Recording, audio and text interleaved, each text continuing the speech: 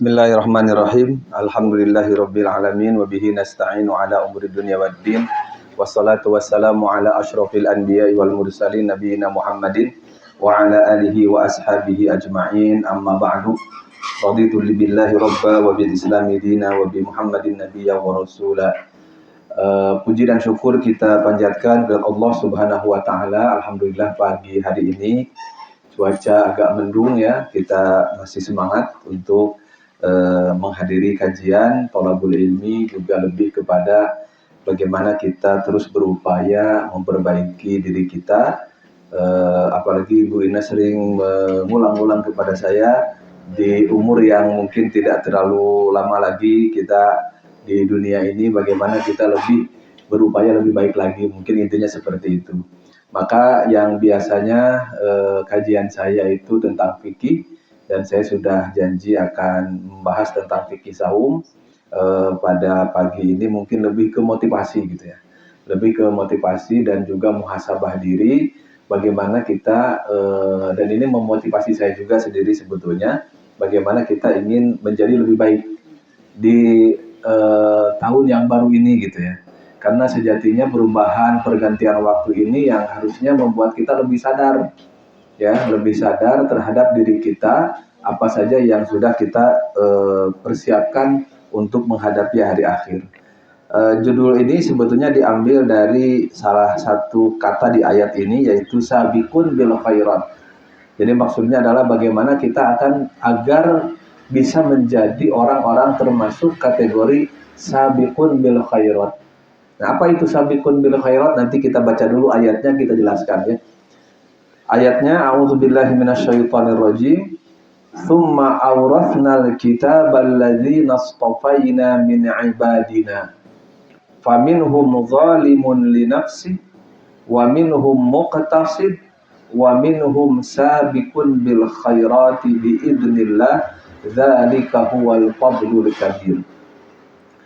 Surat Fatir ayat 32. Firman Allah, "Tsumma awrathna alladzina astafaina min ibadina."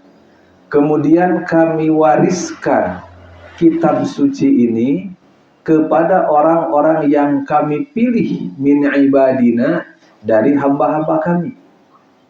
Siapa? Ya. Siapa mereka itu? Siapa yang dipilih itu? Maka kebanyakan para ahli tafsir yang dimaksud yang dipilih itu adalah umat Nabi Muhammad. Dan yang dimaksud dengan kitab itu adalah Al-Quran. Jadi Allah turunkan Al-Quran, Allah wariskan Al-Quran kepada siapa? Kepada hamba yang dipilih oleh Allah.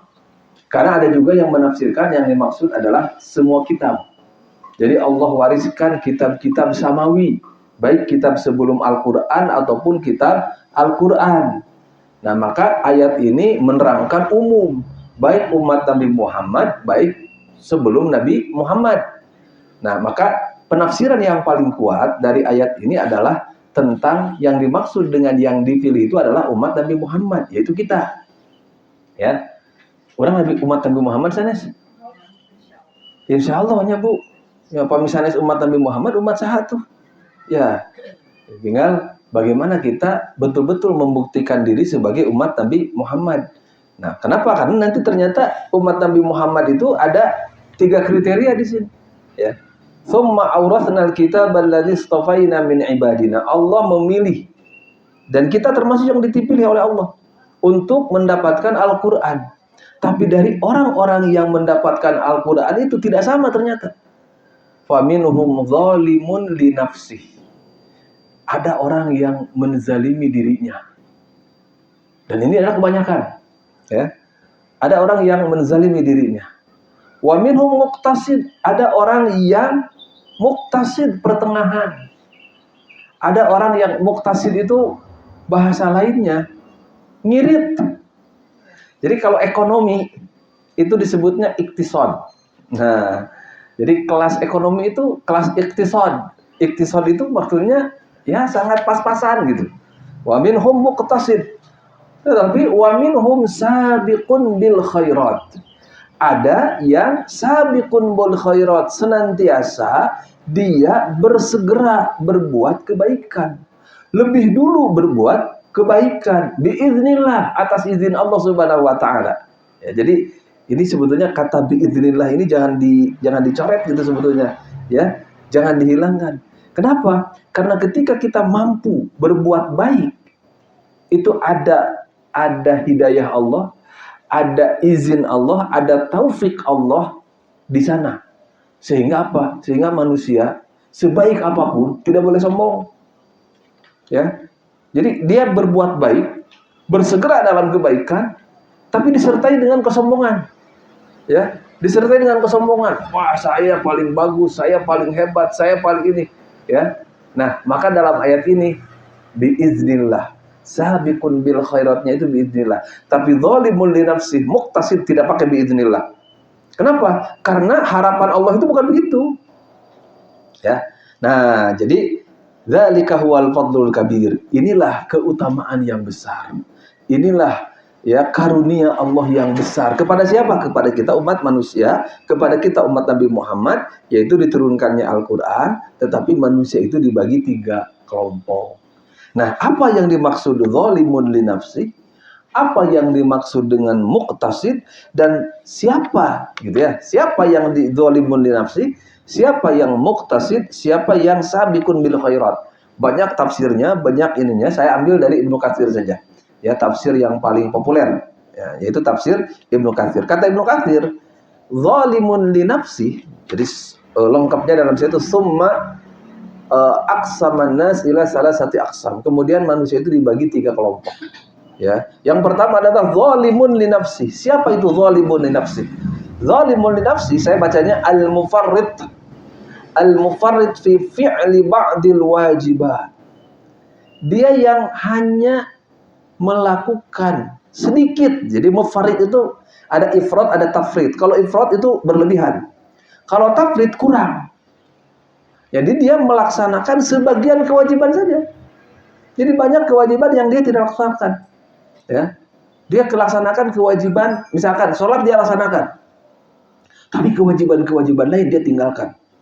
Misalkan kewajiban apa? Bakti kepada orang tua, hormat kepada orang tua, itu kan wajib. Ya, nah kemudian tolong menolong itu kan wajib. Nah, dia tinggalkan. Ya, faminhum zalimun li nafsihi. Nah, zalimun li nafsihi itu dia hanya melaksanakan sebagian kewajiban. Sudah begitu, al-murtakib li ba'dil muharramat. Dia juga suka maksiat. Suka melakukan atau melaksanakan perkara haram. Jadi itu orang yang zalim. Kenapa dia zalim? Sudah Allah muliakan. Kan zalim itu orang yang bodoh sekali. Orang yang menzalimi dirinya, itu orang yang mencelakakan dirinya. Allah muliakan dengan apa? Dengan Al-Qur'an. Tinggal Al-Quran ini dijadikan pegangan, tinggal diikuti. Jadi kalau peribahasa kita, orang yang sudah diberi keuntungan, orang yang sudah diberi privilege, tapi privilege itu tidak digunakan, gitu ya. Sudah dipersilahkan, difasilitasi masuk, misalkan ke rumah, silahkan mau makan apa saja, cicingnya di luar, gitu ya. Nah itu zalimun li nafsi. Orang yang zalim terhadap dirinya, yaitu mereka yang hanya melakukan sebagian kewajiban dan suka melakukan hal-hal yang diharamkan, suka berbuat dosa. Itulah orang yang zalim li nafsihi. Kemudian ada yang muqtasid. Muqtasid itu adalah orang yang tadi irit, pas-pasan. Ya, siapa itu yang pas-pasan? Al-muaddi lil wajibat at-tariku lil muharramat. Yang wajib dia laksanakan, yang haram dia tinggalkan. Jadi kan lamun orang sok ngalaksanakeun kana nu haram di nu kahiji tah. Ya, yang wajib dia laksanakan, yang haram dia tinggalkan. Tetapi yang sunnah malas. Yang sunnah tidak dilaksanakan atau kadang-kadang dilaksanakan, banyaknya tidak. Ya, yang makruh mestinya ditinggalkan, dilakukan, gitu ya. Keun we, nah teu dilaksanakeun, da sunnah ieu keun tinggalkeun we. Nah dilaksanakeun, da makruh. Padahal kan makruh itu dibenci, kan bahasa itu dibenci. Ya, meskipun tidak dosa, tapi kalau ditinggalkan dapat pahala. Yang sunnah memang ketika ditinggalkan tidak dosa, tapi ketika dilaksanakan dapat pahala. Meni anjing pisan ibadah teh. Itu adalah muqtasid. Nah, tapi yang ketiga ini yang paling mulia, yaitu wa minhum sabiqun bil khairati biiznillah. Di antara mereka yang ketiga itu ada yang sabiqun bil khairat, senantiasa paling dulu, senantiasa paling awal melaksanakan kebaikan-kebaikan atas izin Allah Subhanahu wa taala. Siapa itu sabiqun bil khairat? Al fa'ilu lil wajibat wal mustahabbat. Wajib sudah jelas dilaksanakan. Sunnahnya pun dia laksanakan. At-tariku lil muharramat, haram dia tinggalkan. Bukan hanya yang haram, ya. Al-makruhat pun dia tinggalkan. Bahkan yang mubah sekalipun, yang halal sekalipun, kalau itu bisa membawa kepada keharaman, membawa kepada hal yang tidak diridhoi oleh Allah Subhanahu wa taala, dia tinggalkan. Itulah sabiqun bil khairat. Nah, ini di dalam tafsir selanjutnya, 3 kelompok ini, yang mana yang ahli surga? Yang mana yang ahli surga? Ya, yang diperselisihkan yang satu. Ya, yang nomor 2, nomor 3 itu ahli surga. Jadi yang nomor 2, nomor 3 itu ahli surga. Ya, meskipun gitu ya, derajatnya berbeda. Nah, maka paling kuat gitu ya, bahwa sebetulnya yang pertama bisa masuk surga, bisa. Tetapi tergantung rahmat Allah Subhanahu wa taala. Apakah Allah mengampuni dosa-dosanya atau tidak? Apakah Allah selama dia tidak musyrik? Ya. Apakah Allah mentransitkan dulu dia ke mana? Ke neraka. Ya. Jadi mentransitkan dulu dia ke neraka. Itu. Ini pasti hisabannya panjang ini nomor 1 ini. Kenapa? Karena dosanya banyak. Selama di dosa itu tidak ada musyrik, maka dia bisa masuk surga. Tetapi bisa jadi masuk surganya itu karena rahmat Allah, oleh Allah diampuni. Bisa jadi ya karena dosanya terlalu banyak, oleh Allah diazab dulu di dalam neraka. Setelah selesai masa azabnya, maka dia bisa dijahit ya, diangkat dari neraka itu masuk surga. Makanya ada hadisnya, yakhruju minan nari man kana fi qalbihi mithqala dzarratin minal iman. Akan keluar dari neraka orang yang punya keimanan meskipun sebesar biji sawi. Ya, man mata walam yusyrik billah dakhala jannah. Barang siapa yang mati dan matinya tidak dalam keadaan musyrik kepada Allah, maka dia akan masuk ke surga. Tapi tidak dijelaskan ke neraka dulu atau tidak. Gitu ya. Nah, itu adalah yang zalimun li nafsi. Sedangkan muqtasid dia ahli surga. Tetapi dia akan mendapatkan hisaban dari Allah Subhanahu wa taala. Nah, sabiqun bil khairat itu bahkan ada yang menafsirkan sabiqun bil khairat itu bisa masuk surga tanpa hisab. Langsung sabiqun bil khairat ini. Jadi karena apa? Karena susah. Ya, sabiqun bil khairat itu susah. Nah, artinya dari sini apa Pak Bu? Dari sini itu sudah bisa ditangkap bahwa Nabi mengajarkan kepada kita, Al-Quran mengajarkan kepada kita, umat Nabi Muhammad itu tidak cukup jadi baik, tidak cukup jadi khair, tetapi harus sabiqun bil khair, harus paling dulu dalam kebaikan. Kenapa? Semangatnya itu harus semangat sabiqun bil khair. Jadi pas dibaca ayat ini, tenan naon abdi mah nu tengah we. Ya. Itu pesannya bukan seperti itu. Gitu ya. Kenapa? Karena kalau kita cita-citanya, coba Bu, di sini mungkin banyak pengusaha ya. Meskipun ibu-ibu banyak pengusaha atau misalkan banyak pekerja gitu ya. Coba kalau kita targetnya itu rendah, pencapaiannya tinggi atau rendah? Rendah juga.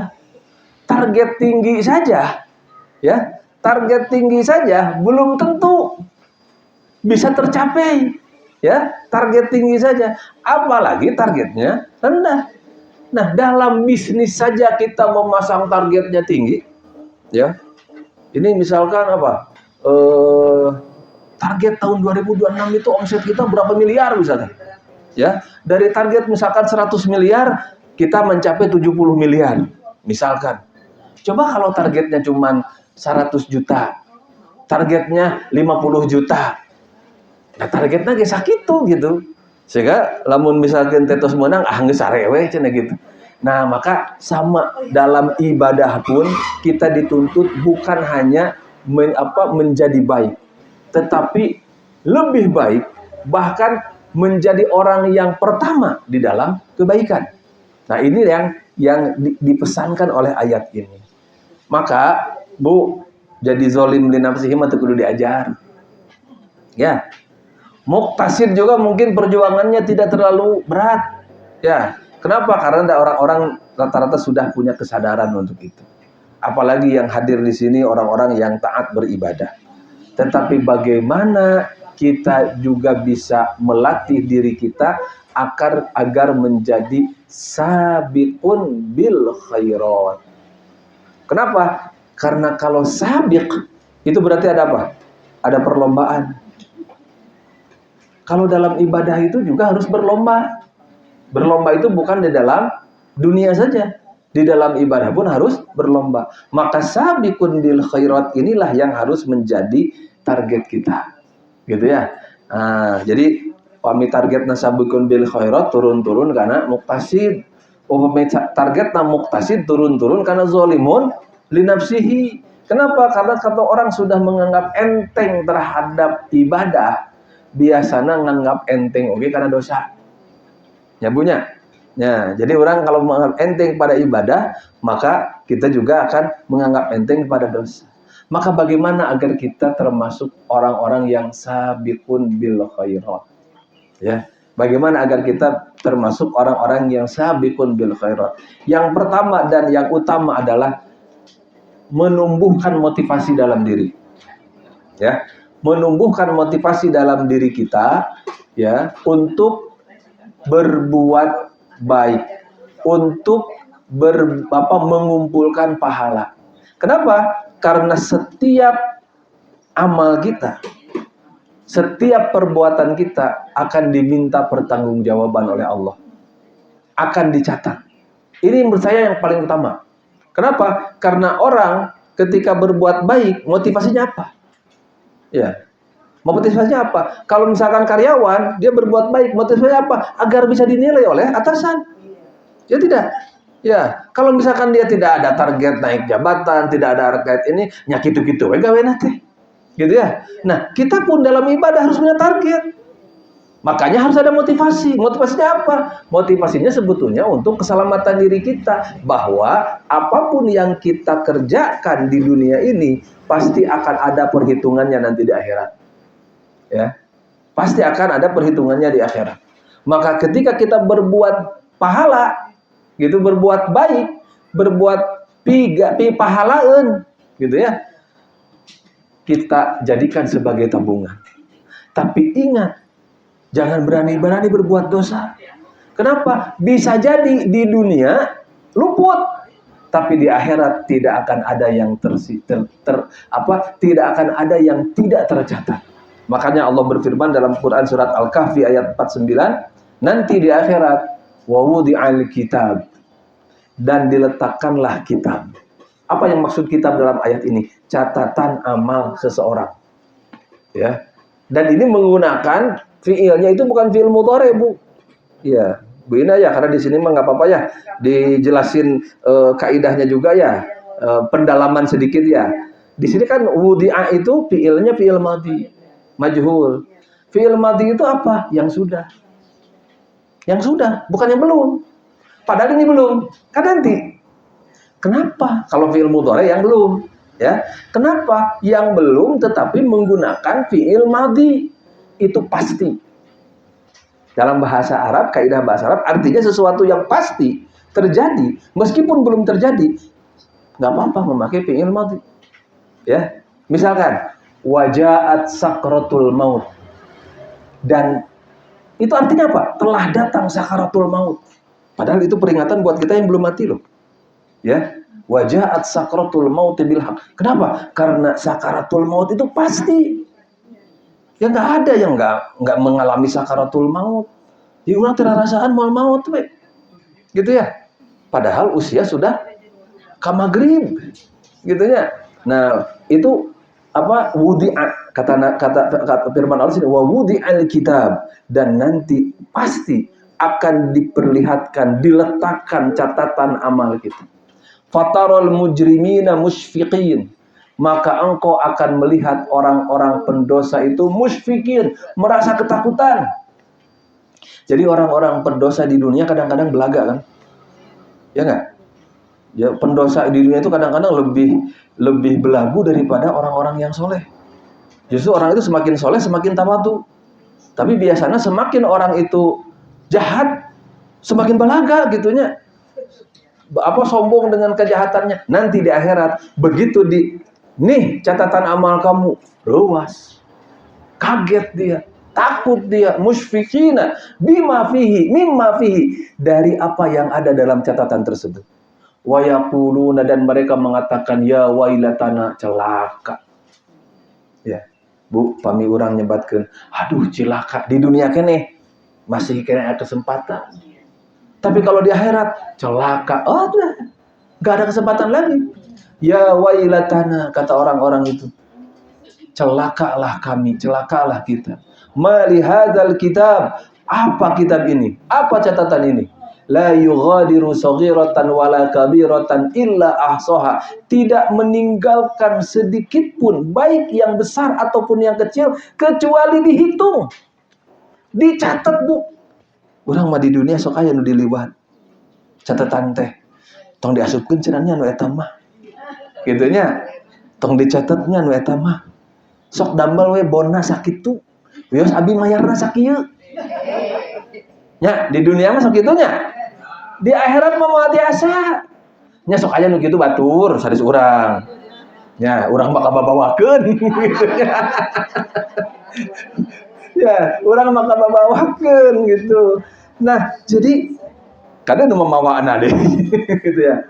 Nah, mereka mengatakan bagaimana ini? Tidak ada satu catatan pun. Tukang korupsi urang di dunia nanya.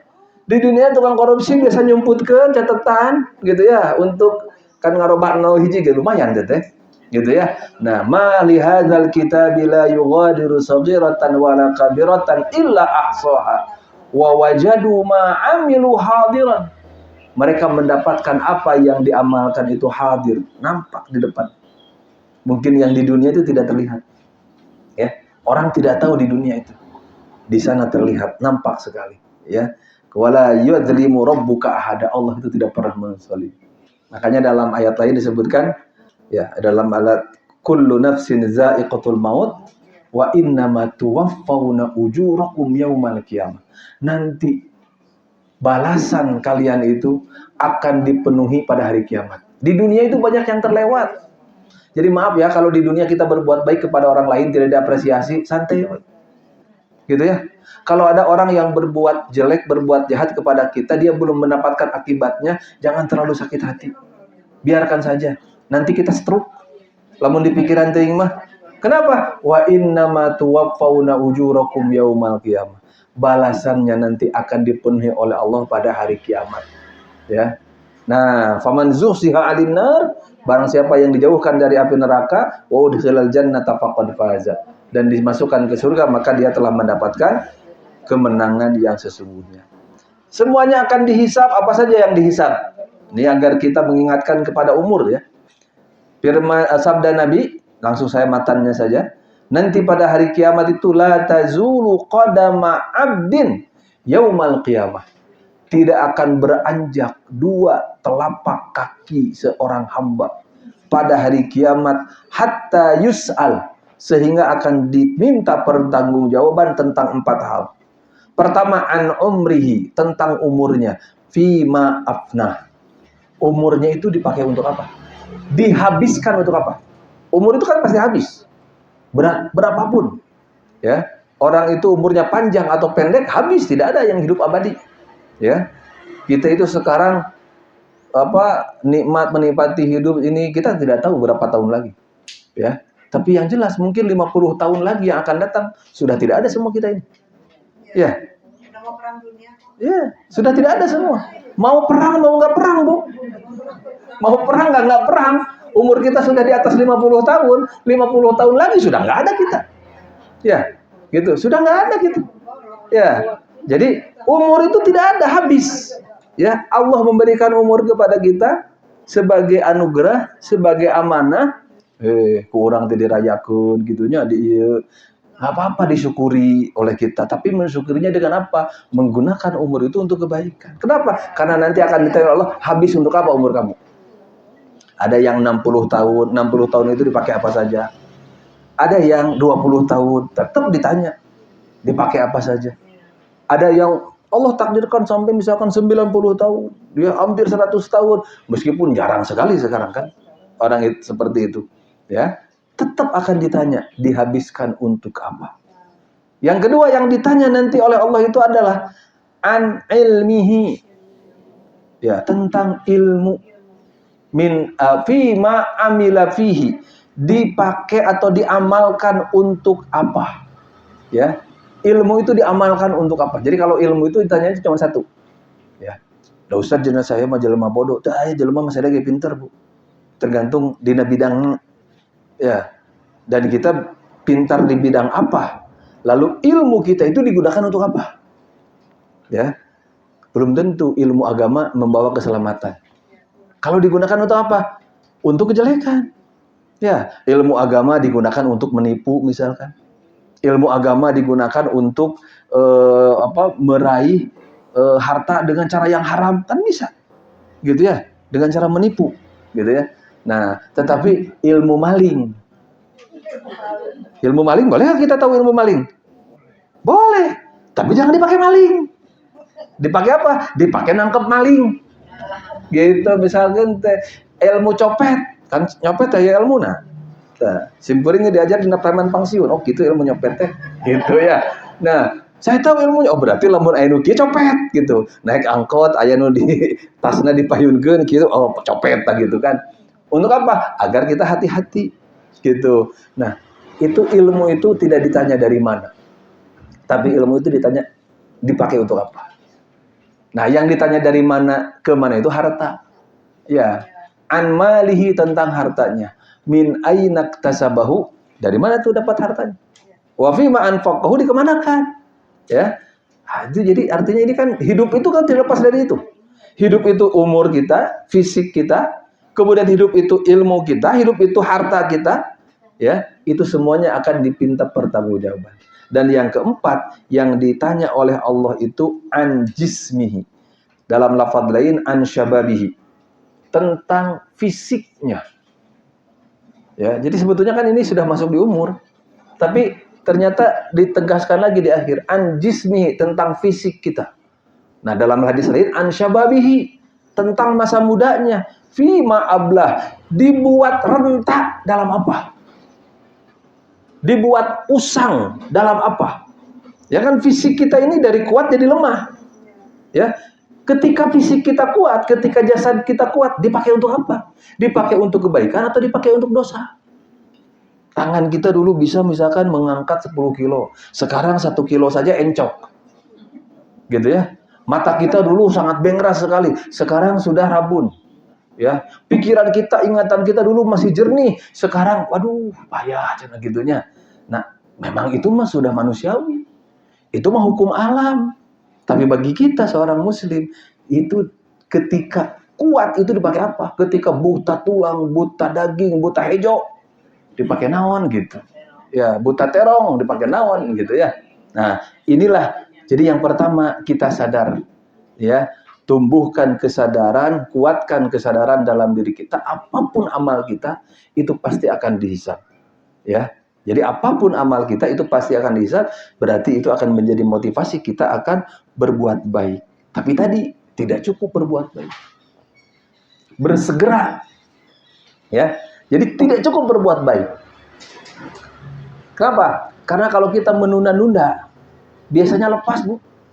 Sok kieu lah. pibatieun. Lamun urang teu kuat-kuat kadinya bisa kubatur. Ya. Pak, cenah tuh aya proyek ieu segala macam. Di mana? Ayo ikut langsung. Diboro gitu ya. Kenapa? Takut kedua orang lain. Pak, itu aya pipa halaeun. Kalau besok aya deui. Gitu ya. Tenang saja katanya. Ya, besok juga ada lagi. Ngaji yuk katanya sekarang. Di mana? Di sana. Besok juga ada pengajian. Isukna teh ada halangan. Besoknya teh dia sakit misalnya. Besoknya teh ada masalah apa sehingga dia tidak bisa hadir. Itulah maka tidak cukup kita itu semangat berbuat baik, tapi bersegera berbuat baik. Makanya firman Allah ya, pesan-pesan Allah banyak sekali dalam Quran, dalam hadis untuk kebaikan itu jangan ditunda-tunda, tapi disegerakan. Ya, firman Allah wasari'u ila maghfiratin, dan bersegeralah ila maghfiratin, menuju kepada maghfirah Allah Subhanahu wa taala, wa jannatin, dan surga. Ya. Maghfiratin min rabbikum wa jannatin, dan surga arduha, yang luasnya surga itu as-samawatu wal ardu, seperti luasnya langit dan bumi. Jadi jangan pernah ada pikiran, aduh cenah ke di surga teh meureun heureun nya. Jelema ti zaman Nabi Adam sampai poe kiamat sabaraha miliar pasadak-sadak di surga cenah, mending pasadak-sadak di surga tibatan nya laluasa di neraka. Gitu ya. Nah, tapi kan Allah menjelaskan surga itu luasnya bagaikan luas langit dan bumi. Ya. Kan ada di antara kenikmatan surga itu apa? Melihat wajah Allah secara langsung. Ya. Melihat wajah Allah secara langsung. Kemudian nanti kan orang bertanya kepada Nabi itu, kalau begitu kita berdesak-desakan katanya melihat Allah itu. Kata Nabi, seperti engkau melihat bulan. Kan teu aya ningali bulan orang pasodok-sodok gitu ya. Nah, seperti engkau melihat bulan. Nah, jadi inilah semangat bersegera ya. Sabiqu ila magfiratin min rabbikum wa jannatin arduha ka ardis samai wal ard. Di ayat ini disebutkan arduha, luasnya, ka ardi, seperti. Jadi bukan seluas langit dan bumi. Seperti luasnya langit dan bumi, bisa jadi lebih luas gitu ya. Nah, jadi semangat berlomba-lomba inilah ada qudwah dari para sahabat. Di antaranya saya sampaikan dua momentum. Momentum pertama itu pernah orang-orang miskin dari Ansor itu datang ke Nabi. Ya, jadi orang-orang miskin dari bukan Ansor, dari Muhajir. Ya, fuqaraul muhajirin. Saya tidak tulis di sini. Fuqara muhajirin itu datang kepada Nabi, kemudian dia komplain. Komplainnya kepada Nabi itu, ya Rasulullah, dhahaba ahlud dusur bil ujur. Dalam lafaz lain, dhahaba ahlud dusur bid darajatil ula wan na'imil muqim. Wahai Rasulullah, surga itu habis sama orang kaya. Jadi surga itu habis sama orang kaya. Kenapa? Kata Nabi itu. Mereka sholat, kami sholat. Mereka saum, kami saum. Tapi ketika mereka sedekah, kami tidak bisa. Ketika mereka memerdekakan hamba sahaya, kami tidak bisa. Berarti amal mereka lebih banyak dari kami. Poinnya apa? Jadi orang miskin itu ngiri kanu beunghar. Tapi ngirinya bukan dengan hartanya. Tapi dia ngiri karena orang kaya amalnya lebih banyak. Artinya apa? Dia ingin lebih. Atau setidaknya sama amalnya dengan orang tersebut. Nah, kata Nabi kepada orang-orang tersebut, kalian mau tahu nggak? Mau aku tunjukkan kepada amal yang kalau engkau laksanakan, maka amal ini akan sama derajat kamu dengan orang-orang kaya tadi. Meskipun kamu tidak sedekah, meskipun kamu tidak memberikan hamba sahaya, tapi kamu akan sama amalnya dengan mereka. Apa kata para sahabat itu? Ya, kata Nabi, kamu baca tasbih, ya, tahmid dan takbir setiap selesai sholat masing-masing 33 kali. Maka kalau kamu amalkan ini, derajat kamu sama dengan mereka. Begitunya. Jadi jika sampai Bu, subhanallah 88 kali, alhamdulillah 88 kali, Allahu Akbar 88 kali. Kalau kita melaksanakan itu, meskipun kita tidak bisa infak, sedekah karena tidak mampu, tapi derajat kita akan sama dengan orang yang beramal dengan hartanya. Berinfak, bersedekah, berwakaf, dan lain sebagainya. Ieu mah geus mabalangsak. Gitunya, salat Assalamualaikum, assalamualaikum, kabur. Saya sering menyontohkan itu kalau bapak-bapak bu di Jumatan, gitu ya. Imam baru salam ke kanan, salam ke kiri, makmum bisa patok, gitu ya. Kenapa? Padahal wiridan itu kan tidak setengah jam, bahkan 5 menit juga kurang, gitu. Nah inilah sahabat memberi contoh kepada kita. Ya, contoh lain, ini contoh populer sekali. Kan Umar itu kalah terus oleh Abu Bakar. Jadi Umar itu kalah terus oleh Abu Bakar. Setiap ada kebaikan, pasti Abu Bakar paling awal. Setiap ada infak sedekah, pasti Abu Bakar paling banyak. Gitu ya. Nah, maka ini Umar itu ternyata panas, Bu. Jadi ingin satu waktu dia lebih dulu dari Abu Bakar. Jadi kan kalau Rasul itu lagi kumpul tanya siapa yang hari ini sudah yang sehari ini saum sunnah, saya, kata Abu Bakar. Siapa hari ini sudah menengok orang sakit, saya. Siapa yang hari ini sudah beramal ini, saya. Abu Bakar wae penggalan itu.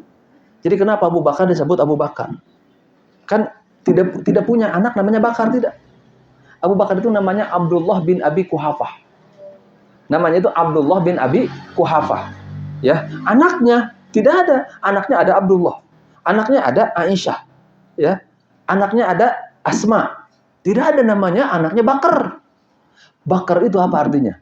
Bakar itu artinya adalah orang yang segera. Bakar itu cek Sunda mah tanginas. Ya, tanginas itu senantiasa di awal. Kenapa Abu Bakar disebut Abu Bakar? Karena dia paling awal. Gelarnya apa? As-Siddiq. Gelar Abu Bakar itu As-Siddiq gitu. Ya. Jadi sampai jadi namanya gitu Abu Bakar itu. Kenapa? Karena dia paling awal. Nah, Umar itu ternyata diam-diam Umar itu ingin sekali-kali mengalahkan Abu Bakar. Satu ketika Rasul open donasi lah kalau sekarang itu. Ada kepentingan untuk fisabilillah, maka mengajak kepada sahabat untuk berdonasi. Ketika itu Umar ada, Abu Bakar tidak ada. Kemudian Umar mensodakohkan setengah hartanya. Kata Rasulullah kepada Umar, "Madza abqaita li ahlika?" Apa yang kau sisakan untuk keluargamu? Kata Umar, "Mithlahu," sama seperti itu. Jadi yang disodakohkan dengan yang tersisa untuk keluarganya sama.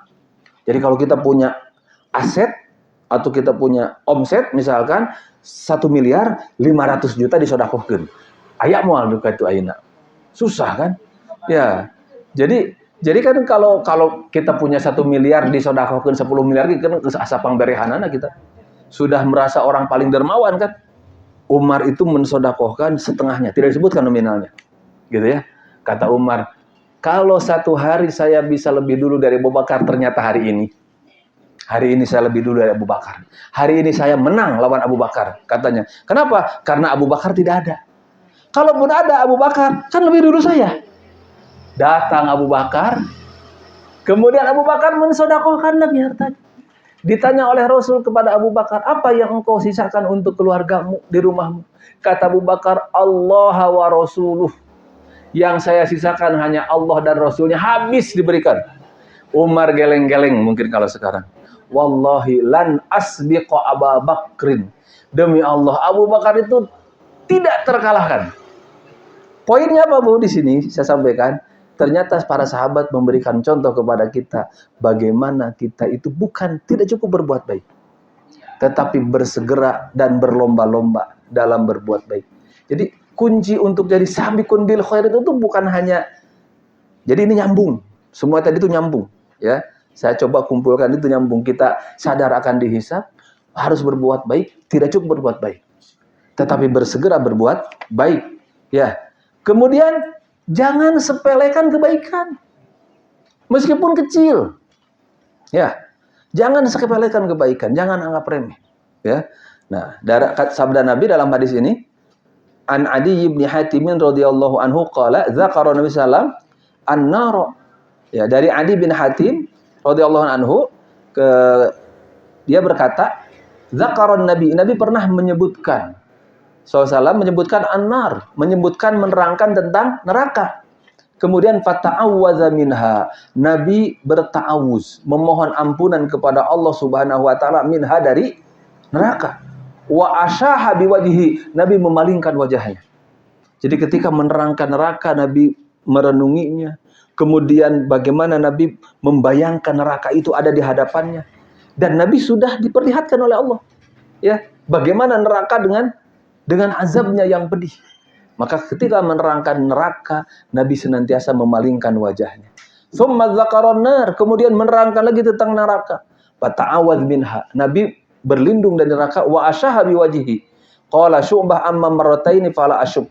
Kata Syu'bah rawinya, kalau Nabi menyebutkan dua kali itu aku tidak ragu. Karena ada yang menyebutkan Nabi menyebutkannya 3 kali. Kemudian setelah menyebutkan itu, Nabi mengatakan apa? Ittaqun nara walau bisyikki tamrin. Ittaqun nar. Jauhilah oleh engkau dari neraka. Walau bisyikki tamrin. Oh, meskipun dengan syikun itu bukan 1 biji, bukan. Sepotong. Syakko itu artinya membelah. Ya. Jadi kalau 1 biji aja kan sudah kecil. Ya. Jadi kurma itu sok naon sih kurma pangagengna majedol, naon gitu ya. Nah, kan nggak besar. Dulu ada yang menerangkan gitu. Nabi itu makannya cuma 3 kurma. Ya iya, ada kurma Nabi masih gede peureub, cenah. Teu aya kurma segede peureub. Ya. Ya, kurma ajwa kan kecil, gitu ya. Nah, kata Nabi, jauhilah neraka meskipun dengan sebiji kurma. Artinya apa? Artinya sekecil apapun kebaikan yang bisa kita lakukan, maka lakukanlah. Karena itu akan menjauhkan engkau dari neraka. Jangan pernah kita ada ieu mah jangan sakedik. Jangan lihat sedikitnya. Gitu ya.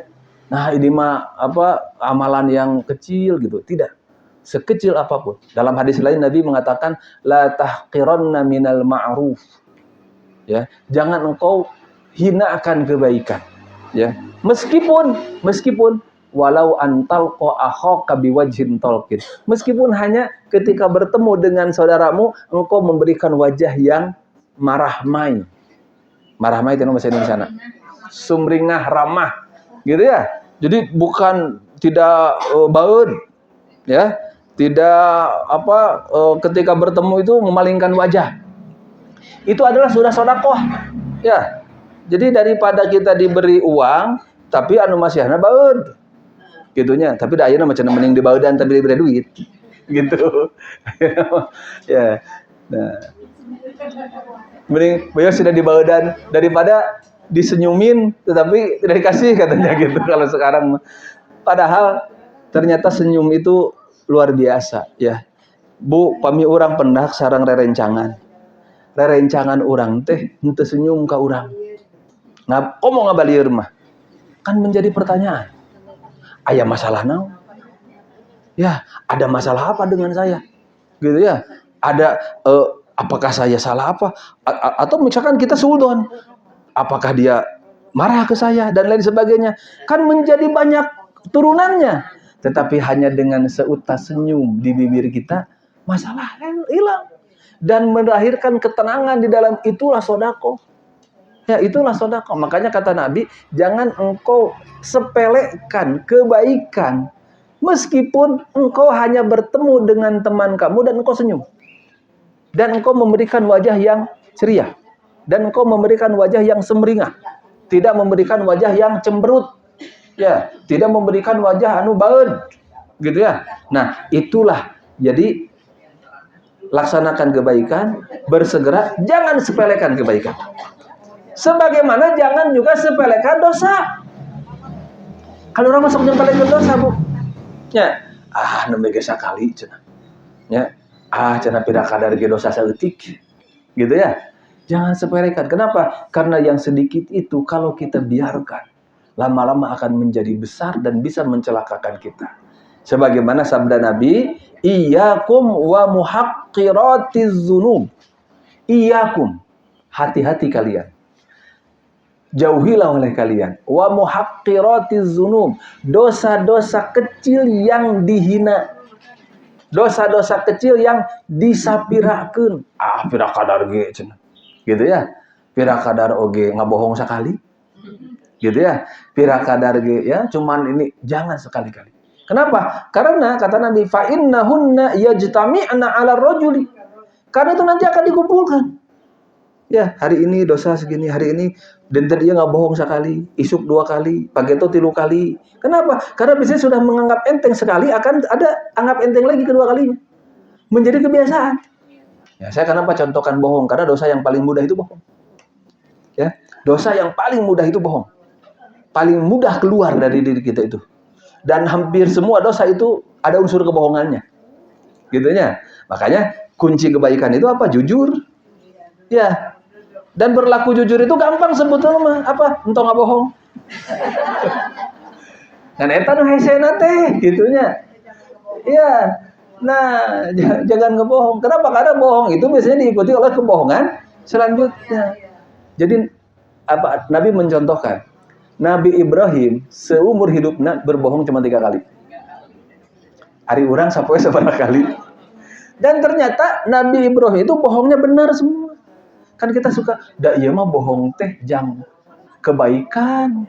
Untuk kebaikan bohong itu. Kalau betul-betul untuk kebaikan boleh. Cuman baik nu mana heula. Gitu ya.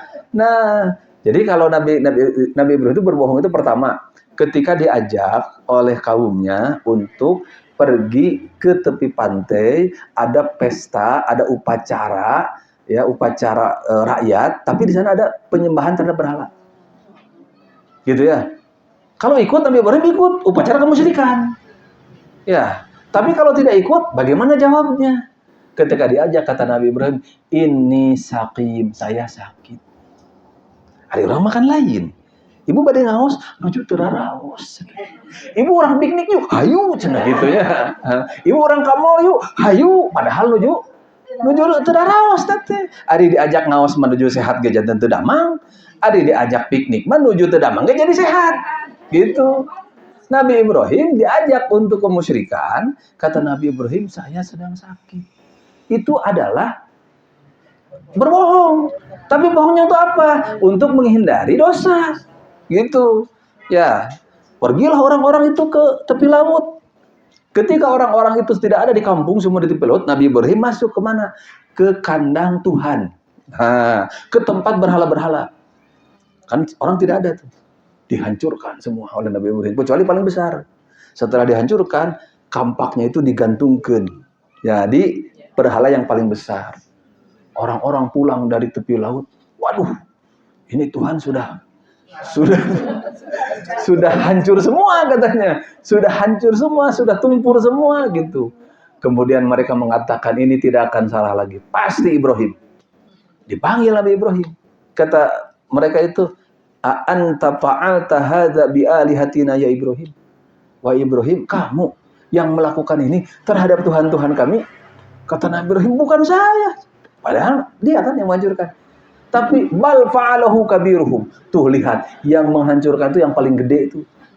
Tuh, kampakna ngagantung didinya cenah. Berarti yang menghancurkan tuh itu. Wah, marahlah mereka. Sampai Nabi Ibrahim dihukum, kan dibakar. Gitu ya. Nah, tapi Ibrahim berbohong. Tapi bohongnya itu untuk menunjukkan al-haq. Nah, yang ketiga, makanya itu sebutnya fi haqqillah. Nah, yang ketiga itu kan Nabi Ibrahim diusir akhirnya. Terus Nabi Ibrahim pergi kemana? Ke Mesir. Bersama istrinya siapa? Siti Sarah. Di Mesir ketika itu rajanya itu prediksi saya sudah Raja Firaun. Karena Firaun itu kan sekitar 3000 tahun sebelum Masehi. Ya, Nabi Ibrahim itu sekitar 2000 tahun sebelum Masehi. Cuman dijelaskan rajanya itu raja yang sangat keji, raja yang sangat zalim, dan satu lagi nih raja hobinya. Tidak boleh lihat perempuan cantik. Dia ingin. Jadi tidak ada perempuan cantik masuk ke negeri itu kecuali dia mau. Dilaporkan tuh. Ada seorang masuk ke Mesir katanya. Wa ma'ahu imra'atun min ahsanin nas. Bersama seorang perempuan, gak ada yang lebih cantik dari itu. Kata raja itu bawa ke sini. Datanglah pengawal raja ke Nabi Ibrahim. Ditanya, siapa perempuan ini? Kata Nabi Ibrahim, ukhti, saudariku. Lalu Nabi Ibrahim ke Siti Sarah, jangan bilang aku bohong. Ya, aku berbohong untuk keselamatan. Kenapa? Karena bisa jadi kalau Nabi Ibrahim bilang, ini istriku, dibunuh Nabi Ibrahim. Gitu ya. Kata Siti Sarah, lalu aku gimana katanya? Udah, ikut saja. Ya. Selama Siti Sarah dibawa oleh pengawal raja, Nabi Ibrahim tidak berhenti berdoa. Nabi Ibrahim sholat. dan terus berdoa agar Allah melindungi Siti Sarah. Gitu ya. Apa yang terjadi? Setiap raja mau menyentuh Siti Sarah, ngadak-ngadak tangannya itu kaku. Merengkel. Setiap mau menyentuh yang kedua kalinya, makin keras kakunya itu. Ya. Ketiga kalinya, raja stroke mendadak. Gitu ya. Akhirnya raja ambil pengawalnya, bawa ini katanya. Bawa. Kenapa? Kata raja itu. Kamu bukan bawa perempuan, kamu bawa setan ini. Balik deh cina gitu. Akhirnya dikembalikan ke Nabi Ibrahim salam. Datang Nabi Ibrahim, Siti Sarah, kata Nabi Ibrahim, apa yang terjadi? Kata Siti Sarah, laqad raddallahu kaidal kafirin. Allah sudah membalas tipu daya orang kafir. Dilindungi oleh Allah. Cuman 3 kali itu berbohongnya Nabi Ibrahim. Gitu ya. Dan 3-tiganya benar. Jadi kalau kita abdi mengabohong teh mah jang kasayaan. Tah, kasayaan mana heula gitu ya. Ya jadi tadi ya, poinnya jangan anggap enteng dosa. Karena dosa itu kalau kita biarkan, anggap enteng, lama-lama dia akan mencelakakan kita. Ini bagaikan kata Nabi Nuh, wa daraba lahunna mathalan, Nabi memberikan contoh. Kamathali qaumin nazalu arda fulatin. Seperti satu kaum singgah di tempat yang kosong. Tanah yang kosong, tidak ada penghuninya. Ya, fa hadara sani'ul qaumi, kemudian datang tukang masaknya. Ingin apa? Ingin masak. Ya, faja'ala rajulu yantaliq fayaju bil umur, kemudian orang pada pergi cari kayu bakar. Yang satu datang bawa satu ranting, satu datang bawa satu ranting, satu datang lama-lama ranting itu numpuk dibakar, bisa masak. Jadi kalau kita bawa ranting ya satu, kemudian kita biarkan dibakar, tidak bahaya. Tapi kalau ranting itu kita bawa tumpuk gitu ya. Maka Nabi itu pernah di hadis lain, ini di tafsir ayat yang ini nih, tafsir ayat yang Al-Kahfi 49. Dalam Ibnu Katsir disebutkan, ada riwayat mengatakan setelah selesai perang Hunain, Nabi itu singgah di tempat yang tidak ada penduduknya. Kemudian Nabi menyuruh para sahabatnya bawa kalau tidak kayu, ranting. Maka para sahabat bawa masing-masing satu. Dikumpulkan di satu tempat, tidak lama menjadi rukaman, menjadi tumpukan yang tinggi. Kata Nabi kepada para sahabat, itulah dosa. Itulah dosa. Dosa yang kalian biarkan. Dosa yang kalian anggap enteng, lama-lama menjadi banyak. Ya, jadi yang selanjutnya, jangan sepelekan kebaikan, jangan anggap enteng juga dosa. Ya, kita itu biasanya karena dosa nganggap enteng, karena kebaikan saeutik oge asa loba. Mun karena dosa loba oge asa saeutik. Kudu sabalikna. Dosa mah saeutik ge asa gede. Sehingga apa? Sehingga kita berhenti. Sementara kebaikan meskipun banyak kita masa sedikit. Gitu ya. Kenapa? Agar kita bertambah kebaikannya. Selanjutnya yang menjadi motivasi kita itu kita ingat bahwa sisa waktu kita itu tidak banyak. Ya. Sisa waktu kita itu tidak banyak. Nabi mengatakan, a'maru ummati, umur umatku itu baina sab'in ila baina sittin, ma baina sittin ila sab'in. Ya, antara 60 sampai 70 tahun. Jadi rata-rata umur umat Nabi Muhammad itu 60-70. Rata-rata. Gitu ya. Jadi jarang yang lebih dari 70. Kalau sudah ada yang lewat 70 itu dapat bonus. Wa aqalluhum, sedikit kata Nabi, man yajuzu zalik, yang melewati angka itu. Jadi sedikit yang melewati angka itu. Yang melewati angka 70, sedikit. Artinya apa? Artinya waktu yang tersisa bagi kita itu tidak banyak. Ada saya masih muda aja. Ya, 17 tahun pada 70 hiji. Dibalikin. Saya masih 17 tahun, kan mati tidak mengenal usia. Ya, mati tidak mengenal umur. Nah, maka waktu kita itu tidak banyak. Kenapa? Karena kita tidak tahu. Dan itulah kenapa kebaikan itu tadi di awal tidak cukup berbuat baik. Tetapi bagaimana kita itu juga ya bersegera berbuat baik. Nah, yang terakhir kita harus berpacu sampai akhir waktu. Ya, tetap istiqomah. Gambarannya ya. Kalau perlombaan mendekati finish, makin cepat makin lambat. Makin cepat makin lambat. Makin cepat. Maraton itu kalau awal kan pada nyantai. Tapi begitu sudah masuk finish, gitu ya. Lari, cepat-cepat. Ari orang Geus maghrib ya teh, geus asar sagedeung di maghrib gitu ya. Nyantai we ibadah teh. Gitu ya. Nah, jadi kita harus berpacu dengan waktu menjelang. Saya ingat Ustaz Aceh. Seminggu sebelum Ustaz Aceh meninggal, itu ada acara di Jakarta. Ustaz Aceh meninggal hari Selasa. Hari Selasa sebelumnya, ibu sama saya di Jakarta itu. Dan bilang ke saya, karena ke saya panggilan kesayangannya Mang Haris. Kan ngikutin Lutfi kan manggil saya Mang. Ya, ngikutin Lutfi, ngikutin Yudi gitu. Mang Haris, kata Ustaz Aceh gitu. Bulan depan itu kan akhir November. Ya udah Ustaz Aceh itu meninggal 20 November. Jadi pertengahan November. Mulai Desember saya mau di Cianjur selama 1 bulan, mau terapi gitu. Nah, tolong hubungi katanya pengurus Persis Cianjur, kalau mau menggunakan saya, misalkan pengajian-pengajian, silahkan. Karena saya tidak akan mau tetap di Cianjur katanya. Tidak akan pulang-pulang ke Garut gitu. Jadi dia mau sewa rumah di Cianjur dan terapinya, karena yang terapinya muridnya gitu. Nah, itu hari Selasa. Hari Jumat ada jadwal pengajian di saya. Pas pengajian itu cerita lagi. Tapi bukan itu yang tambahnya. Jadi kata saya kan, Ustaz itu jadwal meni padat wae teh. Bilih capek gitu serabi teh. Itu karena saya tahu kan itu Selasa, sebelum Jumat itu ada pengajian juga itu. Gitu kan? Kata mohon cenah ris da enjing ge cenah di Pangalengan. Ya, di Pangalengan kan terakhir itu Pangalengan. Tapi sadar cenah ana mah hayang siga petinju.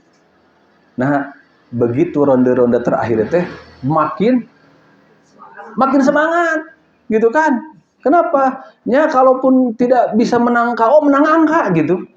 Ya, agar memenangkan pertarungan. Jadi Ustaz Aceh itu ya cenah siga petinju we ris cenah. Gitunya. Kan menjelang ronde terakhir itu dia semakin semangat, bukan semakin loyo gitu. Nah, kan beliau kan akhirnya kenanya itu setelah pulang dari pengajian dari Pangalengan gitu. Nah, itulah saya kenapa dan salah satu saya cantumkan ini di akhir itu, saya teringat perkataan Ustaz Aceh itu. Jadi bagaimana kita berpacu sampai akhir waktu. Maka nah ini motivasinya ya.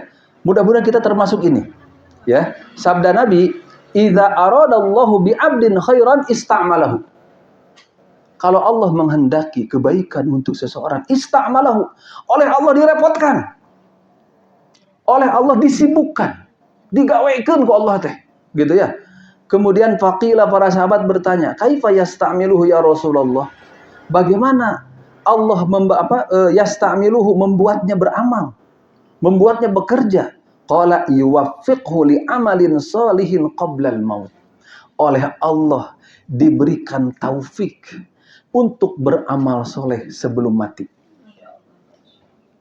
Jadi kalau kata Al-Quran itu wala tamutunna illa wa antum muslimun, janganlah engkau mati kecuali dalam keadaan Islam. Artinya apa? Dalam keadaan beramal soleh. Ya, barang siapa yang akhir kalimatnya la ilaha illallah, maka dia akan masuk surga. Itu kan amal soleh. Amal soleh itu kan bisa ucapan, bisa perbuatan. Kan orang itu akan mati sesuai dengan dia hidup. Jadi kalau kita hidup itu dalam apa? Kalau kita hidup dalam kebaikan, maka kita mati dalam kebaikan. Tapi kalau kita hidup dalam kejelekan, man asya ala syai'in mata alaih. Barang siapa yang hidup dalam suatu perkara, maka dia akan mati dalam perkara itu. Makanya kalau kita ingin mati dalam kebaikan, ya tetap berbuat baik. Ya.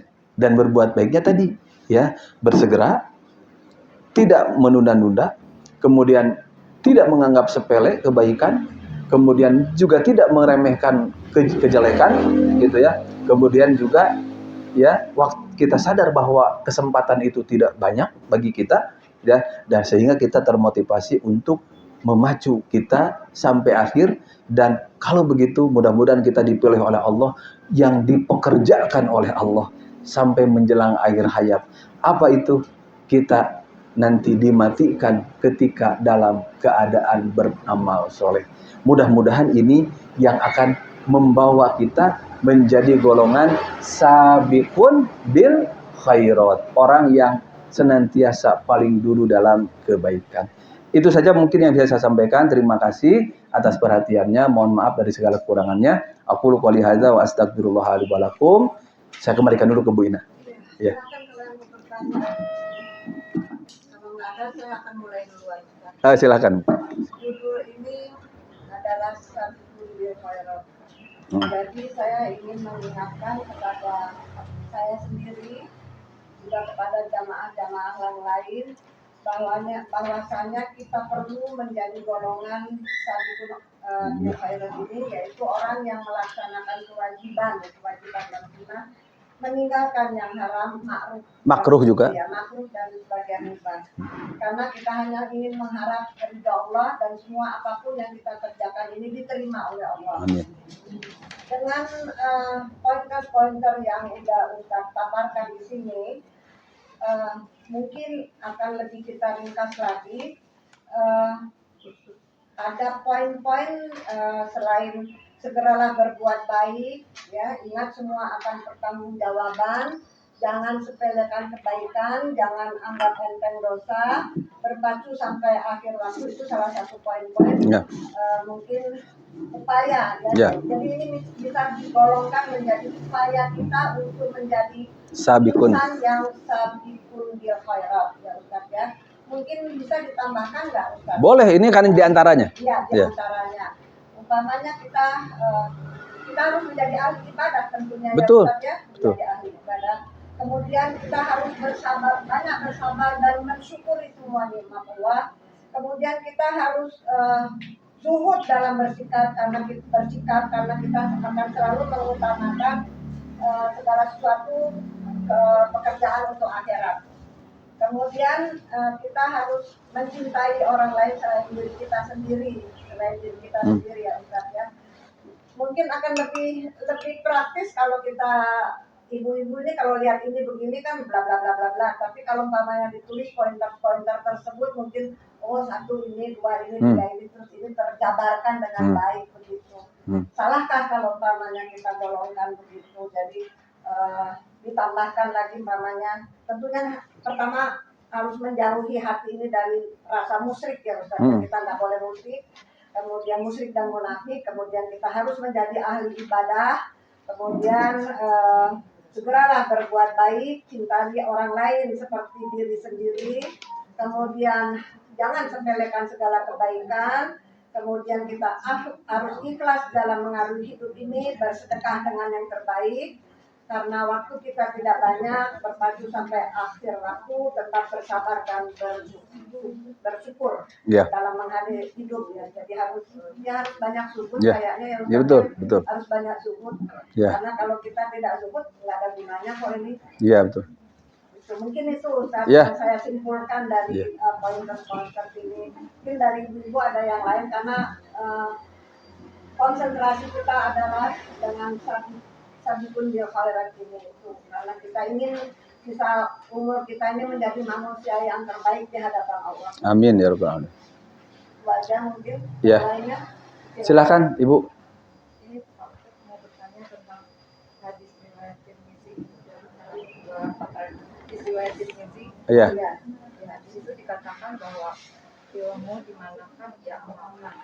Apakah di dalam ini termasuk misalnya kita mendapat ilmu, ya Pak? Iya. Terus kita nggak amalkan, padahal ilmunya udah ada. Iya, betul, termasuk. Iya, kita tahu misalkan ini baik tapi tidak dikerjakan, gitu ya. Kan dalam iya, makan banyak tanggung jawabnya, makin banyak bebannya, gitu ya. Iya, gitu kan. Kan dalam Al-Quran apa? Ada dua, ada yang ilmu tidak diamalkan, ada yang amal tanpa ilmu, dua-duanya jelek. Amal tanpa ilmu jelek, ilmu tanpa amal, kan ada hadisnya itu, al ilmu bila amalin kasyajari bila samarin. Ilmu tidak diamalkan bagaikan pohon tidak berbuah. Ya, kan pohon itu manfaatnya buahnya. Ya, kalau pohon yang ini yang berbuah gitu itunya. Jadi bagai pohon yang tidak kita ambil manfaatnya. Maka ilmu pun akan diminta pertanggungjawabannya. Kalau kita tahu ini haram tapi kita tetap lakukan, kan tidak diamalkan. Kalau tahu kita ini wajib tapi kita tidak laksanakan. Kalau tahu kita ini baik, tapi kita tidak tinggalkan. Gitu ya. Makanya orang yang bodoh. Nah, itu jangan begitu. Justru kita harus bersyukur dengan ilmu itu. Berarti Allah memuliakan kita dan memberikan kita kesempatan untuk berbuat lebih banyak. Gitu ya. Wallahu a'lam. Ya. Bertambah ilmu, Makin Ya. bertambah ilmu tambah. Iya. Sebetulnya kan begini sebetulnya tambah ilmu itu sebetulnya tambah cahaya, cabang petunjuk. Kenapa? Ketika kita tidak tahu ilmunya kan kita bingung. Mau berbuat baik itu seperti apa? Ya, mau beribadah itu seperti apa? Karena kita tidak tahu ilmunya. Justru ketika kita tahu ilmunya itu bukan jadi beban. Oh, ternyata harus begini. Oh, ternyata begini caranya. Nah, itu kan positif thinking Bu jadinya. Ya, wallahu alam. Ada Ya. konsekuensinya nggak, Ustaz? Gimana? Ada konsekuensinya nggak? Karena saya perhatikan ya, Iya. ya, dan saya perhatikan 26 tahun loh saya ngelola Iya, pengajian. Banyak kan orang itu mencari ilmu, Iya. door to door lah, Iya. keliling majelis taklim, apalagi yang apa namanya, sekarang kan modal tuh selebritis. Tapi mereka tidak mengamalkan, just for knowing, not applicating. Apakah ada ininya, sanksinya? Ya tentu udah ada sanksinya. Ya, dari Allah itu udah ada di akhirat nanti. Tapi bagi kita yang tahu itu jadi terutama kan kalau seperti itu, terutama ilmu yang hal-hal yang tidak layak dilaksanakan kemudian dilaksanakan gitu ya. Nah, tentu kan jadi sejauh mana kalau ilmu itu misalkan dia sudah tahu itu dosa tapi dia tetap laksanakan. Itunya. Jadi poinnya di sana. Ya, poinnya itu misalkan sudah tahu ini dosa. Kalau kita belum tahu itu dosa. Contohnya, kita sudah Islam tapi kita belum tahu sholat wajib. Misalkan meskipun itu kan susah. Hampir susah gitu. Orang yang dia sudah muslim tapi tidak tahu sholat wajib. Orang kafir saja tahu sholat itu wajib, gitu ya. Nah, kalau kita tidak tahu sholat itu wajib, kita tidak sholat, tidak jadi dosa. Tidak dosa, gitu ya. Tapi kalau kita tahu sholat itu wajib, kemudian kita tidak sholat, dosa, gitu ya. Kita tidak tahu, misalkan ternyata harta itu harus dizakati. Selama ini kita tidak pernah bayar zakat. Baru ngaji kita, oh ternyata kalau harta itu 2,5% loh zakatnya gini. Selama ini saya ini dulu sebelum kita laksanakan tidak dosa itu. Tapi ketika tahu ilmunya, ketika kita tinggalkan maka ini. Oh ternyata dulu itu kita tidak tahu kalau ini tuh tidak boleh. Kita suka laksanakan. Setelah tahu tidak boleh, jangan dilaksanakan lagi. Nah jadi poinnya di sana. Ilmu itu menjadi dosanya itu di sana. Ketika kita amalkan tidak sesuai dengan ilmu yang kita ketahui, kita peroleh gitu. Wallahu a'lam.